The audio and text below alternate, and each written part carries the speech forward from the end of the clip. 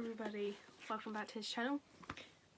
My name is Natalie Monday, aka @BrookGalReading, which is my Instagram and my YouTube name. This video, I am going to review with The Fire on High by Elizabeth Acevedo, which is, so far, has turned out to be one of my favourite reads of 2021 so far. Like, I really like this book.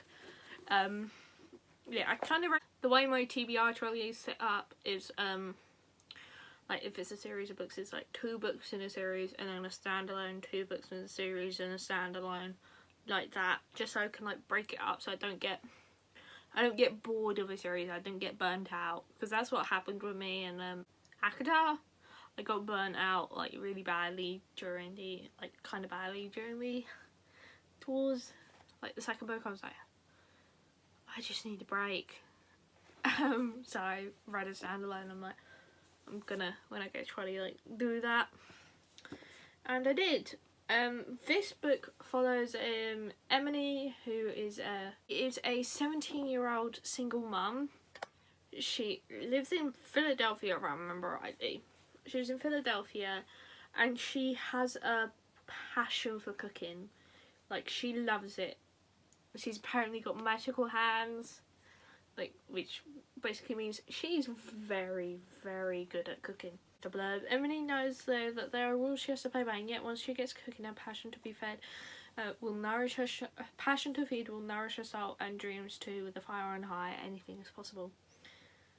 I love the this is a hotkey book, which means it's got like that little thing at the bottom there.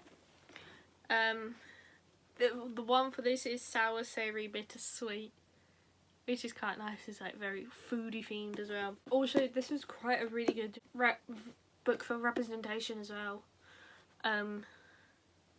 Emily, if I remember rightly, is Afro-Latinx, or Latinx.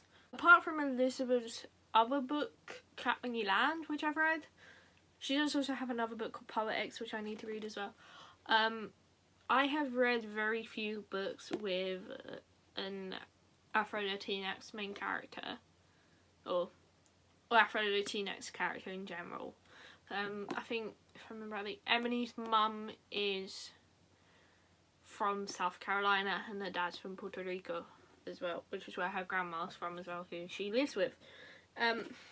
I started reading this on the 24th of April, finished on the 27th of April, which means I read it for about 24, 25, 26, 27, 3 days. 3 days I spent reading this. That sounds bad. I don't know why, the way I said it sounded bad. One thing I'd say is I really want to read, don't know if you can see that well, I really want to make the recipes from this book, like the ones from here, because the first recipe here sounds so nice. It sounds delicious. It does. I think this book's split into 3 sections. The first one is the sour. Second one, the savoury. And the third one is the bittersweet. And each one of them has these recipes at the start of them, and I really want to make them because they all sound really fucking delicious. Book also flows really well. Like, it goes along really easily, which is quite nice. You know how sometimes books have like trouble just going along? Like, this book didn't really suffer from that at all. Like, it went really well. One of the characters in it, Tyrone, who's the father of Emily's child, Emma, I find to be a bit of a dick. Like, I didn't like him. I felt he was so rude to Emily, so ungrateful towards her as well, that I'm like, no. As I was saying as well, it flows really well and evenly paced. That's it. One of my main thoughts that came into my head while I was reading this book it would make a fantastic movie. Like, you know how sometimes you read a book and you're like, that would make a great TV show, that would make a great film. This would make an amazing film. This would. Like, it would be so good. There's a boy who's introduced in Emily's culinary arts class, which she takes, called Malachi. He's adorable. He's so sweet. He's like the polar opposite of Tyrone. He's so sweet. He's so understanding towards her. He's very supportive of Emily and whatever she wants to do as well.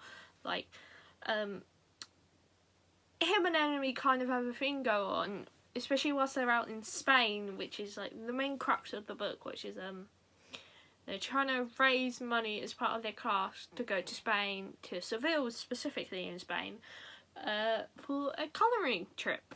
And whilst in Spain, Emily basically decides that when they get back from Spain, her and Malachi are, for the time being at least, better off as friends.